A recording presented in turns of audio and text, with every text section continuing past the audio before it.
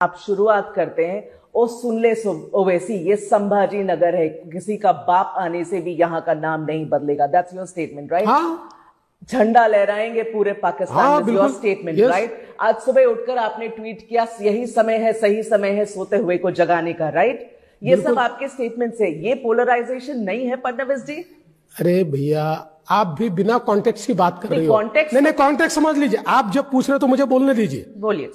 ऐसा है, अगर ओवैसी संभाजीनगर में आके सभा करेगा और उसकी सभा में ये कहा जाएगा कि कहां से संभाजीनगर हो गया, ये तो खड़की था, ये तो हमारे पुरखों ने बसाया हुआ है, तो मैं जवाब दूंगा, क्योंकि देश धर्म पर मिटने वाला शेर शिवा का छावा था, महापराक्रमी परम प्रतापी एक ही शंभू राजा था। अगर संभाजी राजा का कोई अपमान करेगा, आकर जवाब मिलेगा। इसको कोई पोलराइजेशन का विषय नहीं है। वो आकर अगर ये कहते हैं कि हमारी जमीन है, ये जमीन उनकी नहीं है, ये हमारे पुरखों की जमीन है, ये जमीन छत्रपति शिवाजी महाराज की जमीन है, और उसके ऊपर अगर कोई क्लेम करेगा, वहां पर जाकर मैं जवाब दूंगा। ये मैंने जवाब दिया, मैं कोई पोलराइजेशन नहीं कर रहा हूं। आपकी और उनमें क्या अंतर है? नहीं, अंतर यह है कि हमने शुरुआत नहीं की, लेकिन अगर कोई हमारे ऊपर ईंट फेंकेगा तो पत्थर से जवाब जाएगा।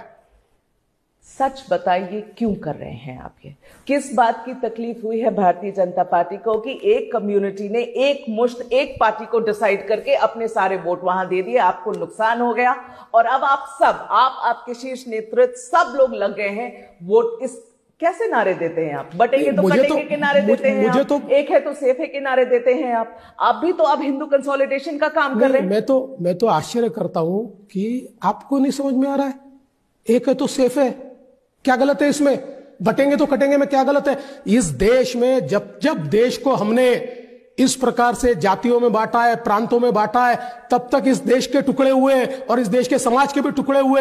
बटेंगे तो कटेंगे सही है, और सबसे ज्यादा सही है जो प्रधानमंत्री जी ने कहा, एक है तो सेफ है। मैं तो समझ नहीं पा रहा हूं, एक है तो सेफ है कहने के ऊपर ऑब्जेक्शन। ये तो माफ कीजिए, आपके लिए नहीं कह रहा हूं, पर ये तो मूर्खता है। अगर कोई ये कहता है कि एक है और तो सेफ है, इसके ऊपर कोई ऑब्जेक्शन लेता है, तो मुझे तो सॉरी पर उनकी अकल पे तरस आता है। ठीक है, अब मुझे इस तरीके से आपसे पूछने दीजिए फडणवीस जी, आप ऐसे नेता हैं जो 5 साल डेवलपमेंट का काम करते हैं, 5 साल बड़े बड़े प्रोजेक्ट्स बनवाते हैं, एग्जीक्यूट करते, डिलीवर करते हैं समय पर, लोगों की जिंदगी आसान हो रही है मुंबई में। इलेक्शन आते आप हिंदू मुसलमान करने लग जाते हैं। देखिए क्या प्रॉब्लम है, मीडिया को सिर्फ इसमें इंटरेस्ट है। मैं 95% जो भाषण देता हूं, क्यों नहीं दिखाते आप बार बार? उसको क्यों नहीं वायरल करते आप?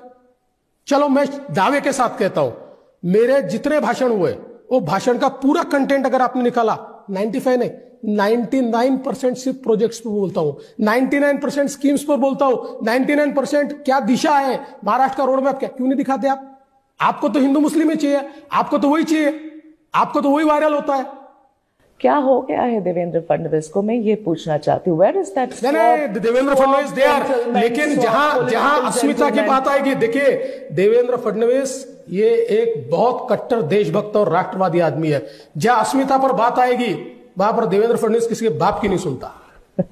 तो आपका ये रूप तो अब दिख रहा है। नहीं, ये रूप पहले से ऐसा ही है। हा? ये रूप ऐसा ही है देवेंद्र फडणवीस का। लोग आपको मुंबई, महाराष्ट्र में, स्पेशली मेट्रोपॉलिटन एरियाज में as a soft political gentleman की तरह देखते हैं। I am a soft political gentleman. मैंने कौन सी गलत बात की? नहीं, ऑल ऑफ दिस आपको गलत दिख रहा है भाई, क्योंकि आप गलत चश्मा लगा के बैठे हो। मैं गलत चश्मा लगा के बैठे हो आप।